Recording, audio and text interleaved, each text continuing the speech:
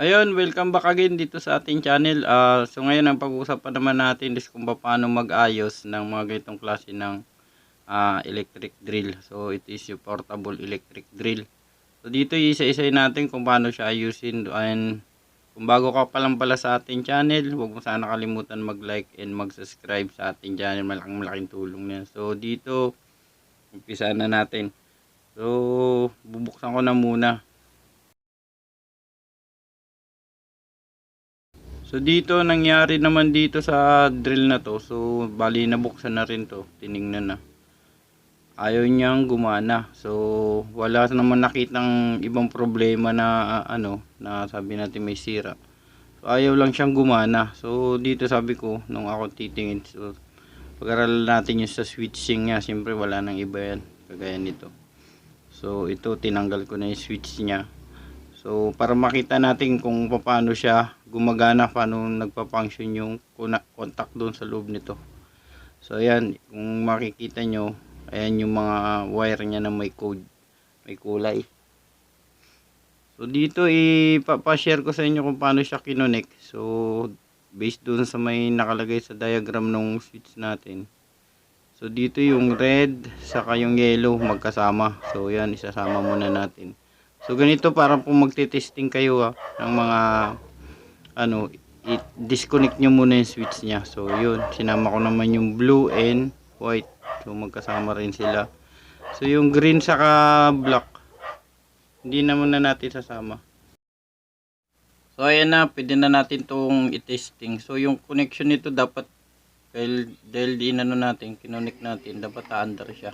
So ayun, mapapansin nyo umikot siya. So, ibig sabihin nandoon sa mismong switch natin. So, dito pag-aaralan kung paano natin gamitin yung switch pa rin. And yung kanina, kung mapapansin nyo, yung green and black natin, hindi ko pa pinag-connect kasi ito yung function yan. So, ito is yung reverse saka forward nya. Ito, dito natin ito na control yung reverse and forward nya sa dalawang. So, kagaya ito, ididikit ko. So, titiyan na natin yung function nya. Ayan, panurin nyo lang. So yun, umikot siya ng pabaliktad. So dito pag tinanggal ko naman, mapapansin nyo, babaliktad naman ulit yung ikot nito.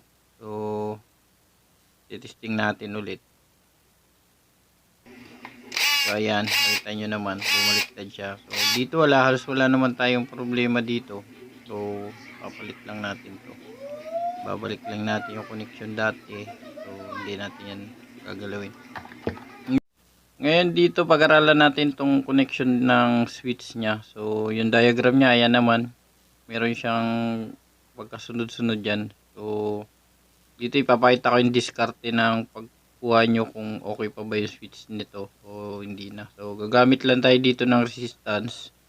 Testirin natin kung gaano na siya kalalim o gaano na ba siya kasi minsan pag hindi yan sila magsabay ng switch, hindi talaga gana kasi yung isang linya naiiwan. So wala talaga pag ganun. Malamang ganito yung nangyayari dito. Kagaya nito halos nakalubog na siya. So ayan, halos talagang nasa sagad na pala siya ng ng switch niya. So susubukan natin yung isa, yung white and blue na to. Tingnan natin kung ano yung function niya. Kadalasan kasi dapat pag sinwitch mo to dapat sabay siya. So dito, papansin nyo naman, halos nasa kalahati pa lang. So yun ang nagiging problema. Kaya pala pag ginagamit ito, ayaw daw gumana dahil siguro yung isa hindi na isasagad ng todo. Kaya ayaw mag-contact ng sabay. So dito titingnan natin yung itong reverse forward kanina na sinasabi ko. So yan, sinwitch ko pa kabila. So wala siyang contact. Doon ngayon naman lilipat ko sa kabila. Ayan, nagkaroon siya ng contact. So wala mong halos problema dito sa na to. Dito lang tayo sa red na to. So kung mapapansin niyo yan, yung red na kasi niyan, may connection yung diagram niya. So dito is wala naman halos. Pala siya. Kala ko kasi doon naka-open pa or naka-connect. So dito walang connection. So yun lang ang gagawin natin. So nakita na natin yung function. Ang gagamitin natin doon dito is yung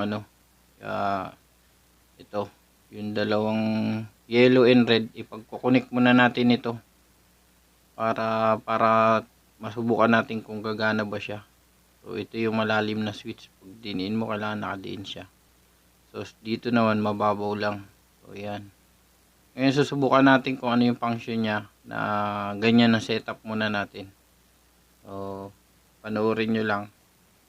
Ganun lang natin i-test para malaman natin kung yung gumagana na ba talaga.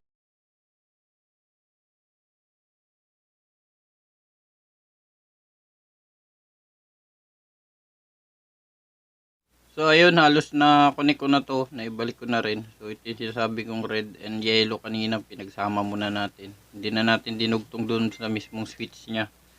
So ititest natin kung ano yung function niya, kung gagana ba siya ng kailangan pa natin i-connect ulit itong switch na to. So asimbolim ko muna to.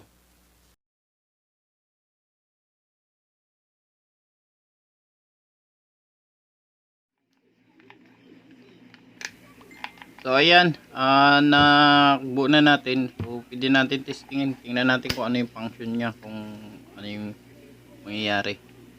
So yes po, yun.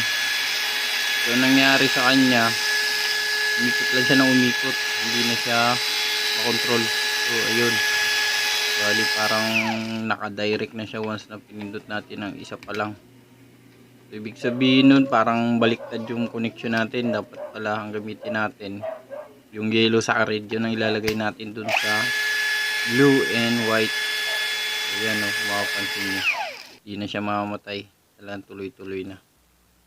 So ipagpalit lang natin yun, so at least alam na natin yung connection. So ganun lang.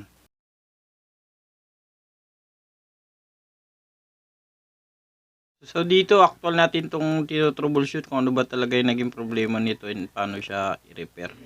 So dito kung napansin nyo, ito na yung wire na pinagdikit natin. So pagpapalit naman natin to dun sa blue and white na nakakabit. So ayan, ito naman tatanggalin natin. Ito naman dalawa na to ang ipagdidikit natin. So parang gagayahin din natin siya dun sa unang ginawa natin. Then gagamitin natin yung switch para dito sa yellow and red, para buwan natin gumana siya. So ayan, natanggal ko na siya. So ipagpapalit ko lang, dikitin ko lang itong white and blue na wire. So ayan, so siya na yung kapalit. Then magtatap tayo dun sa itong red and yellow. So ipagdidikit lang natin itong ano na to, yan, dito na tayo magpapalit.